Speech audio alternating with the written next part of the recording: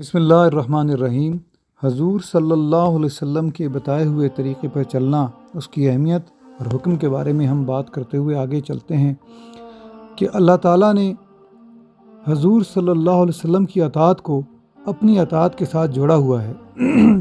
حضرت ابو ہریرہ رضی اللہ تعالیٰ عنہ سے روایت ہے کہ حضور صلی اللہ علیہ وسلم نے فرمایا، جس نے میری اطاعت کی اس نے اللہ تعالیٰ کی اطاعت کی، اور جس نے میری نافرمانی کی اس نے بے شک اللہ کے احکام کی خلاف ورزی کی،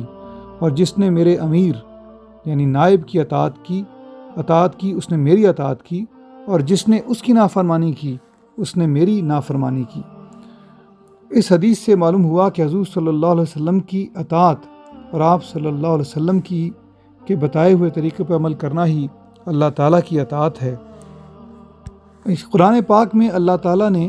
کفار کے بارے میں بتایا کہ جب وہ جہنم میں عذاب میں ہوں گے تو وہ کہیں گے، یا لیتنا اطعنا اللہ و اطعنا الرسول، کاش کہ ہم نے اللہ اور اس کے رسول کی اطاعت کی ہوتی۔ یہ سورہ احزاب کی 66ویں آیت ہے، اور اس سے یہ ظاہر ہو رہا ہے کہ حضور صلی اللہ علیہ وسلم یا جو اس وقت کے رسول تھے ان کی اطاعت جب تک نہ کی جائے تو اللہ کی اطاعت نہیں ہو سکتی، اور کفار اس کی وجہ سے جہنم میں جلیں گے۔ اسی طرح حضور اکرم صلی اللہ علیہ وسلم نے فرمایا کہ جب میں تمہیں کسی کام سے رکنے کا حکم دے دوں تو اس سے رکے رہو، اور جب میں تمہیں کسی کام کے کرنے کا کہہ دوں تو جہاں تک ممکن ہو اس کام کو کرو، کیونکہ اللہ تعالیٰ نے اپنی محبت کو میری فرما برداری میں رکھ دیا ہے۔ قرآن پاک میں آیا، قل ان کنتم تحبون اللہ فاتبعونی، اے حبیب صلی اللہ علیہ وسلم آپ ان لوگوں سے فرما دیں کہ اگر تم اللہ کی محبت کے دعوے دار ہو تو میری پیروی کرو، یعنی میرا کہنا مانو، اللہ تعالیٰ تمہیں محبوب رکھے گا۔ یہ سورہ آل عمران کی 31ویں آیت ہے، اور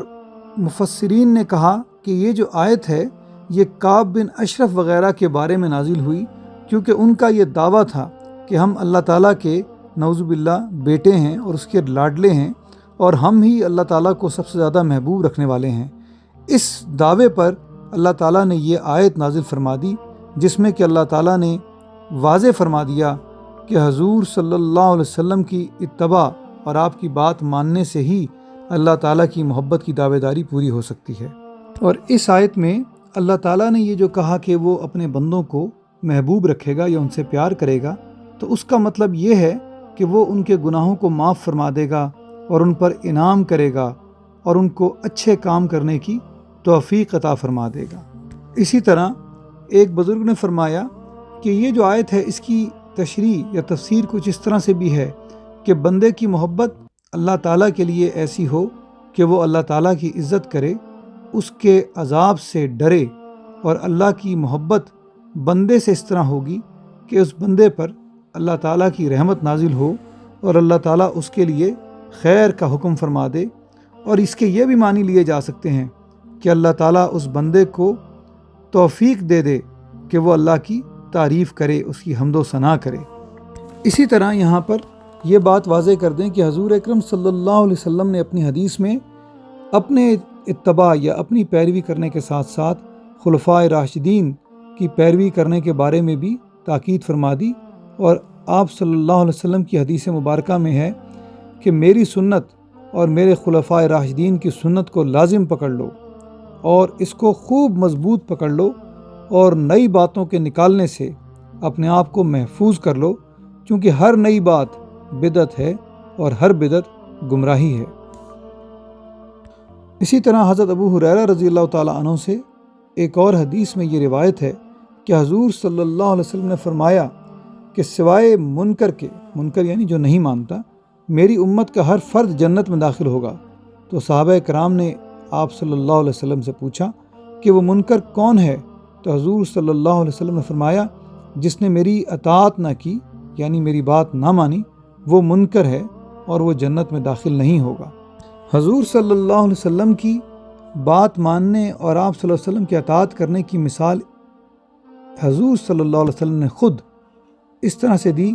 کہ میری ان چیزوں میں سے جو میں اللہ کی طرف سے لے کر آیا ہوں، مثال ایسی ہے کہ جیسے ایک شخص نے اپنی قوم سے کہا کہ اے میرے قوم کے لوگوں، میں نے ایک لشکر دیکھا ہے اور میں تمہیں اس لشکر کی طرف متوجہ کرتا ہوں اور تمہیں بتا رہا ہوں تاکہ تم اس سے بچت پاؤ یا اس سے اپنے آپ کو محفوظ کر لو۔ تو اس شخص کی اس وارننگ سے یا اس طرح بتانے سے بہت سے لوگوں نے فائدہ اٹھایا اور راتوں رات وہاں سے چلے گئے اور اپنی زندگیاں بچا لیں۔ لیکن ایک گروہ ایسا بھی تھا جس نے اس وارننگ یا اس بتانے کو سمجھا نہیں، اس کی طرف توجہ نہیں دی، بلکہ اس پیغام لانے والے اور بتانے والے کو جھٹلایا۔ تو ان کے ساتھ یہ ہوا کہ جب صبح ہوئی تو دشمن کا لشکر انہیں گھیر چکا تھا اور اس نے ان پر حملہ کر کے انہیں تباہ و برباد کر دیا۔ اسی طرح آپ صلی اللہ علیہ وسلم نے اپنی پیروی کی ایک اور مثال اس طرح بیان فرمائی کہ ایک شخص نے ایک مکان بنایا اور اس خوشی کے موقع پر اس نے بہت سارے کھانے تیار کیے اور ایک شخص کو کہا کہ وہ سب لوگوں کو اعلان کر دے کہ مالک مکان کی طرف سے دعوت ہے۔ اس اعلان کرنے والے نے کہا کہ جو بھی شخص اس گھر کے مکان پر آئے گا وہ دعوت کرنے والے کی طرف سے بنائے گئے بہت اچھے اچھے کھانوں کو کھا سکے گا۔ لیکن جن لوگوں نے اس اعلان کرنے والے کی دعوت پر دھیان نہ دیا وہ اس دعوت سے محروم رہے اور جو اچھے چیزیں بنی ہوئی تھیں ان میں سے وہ کچھ بھی نہ کھا سکے۔ تو بس وہ سن لو کہ وہ جو گھر ہے وہ جنت ہے جسے اللہ تعالیٰ نے بنایا ہے،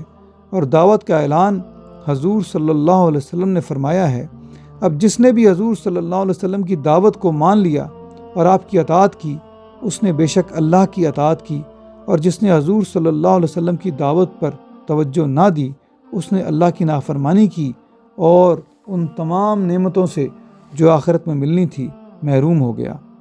جزا اللہ عنا سیدنا محمد ما هو آلہ صلی اللہ علیہ وسلم۔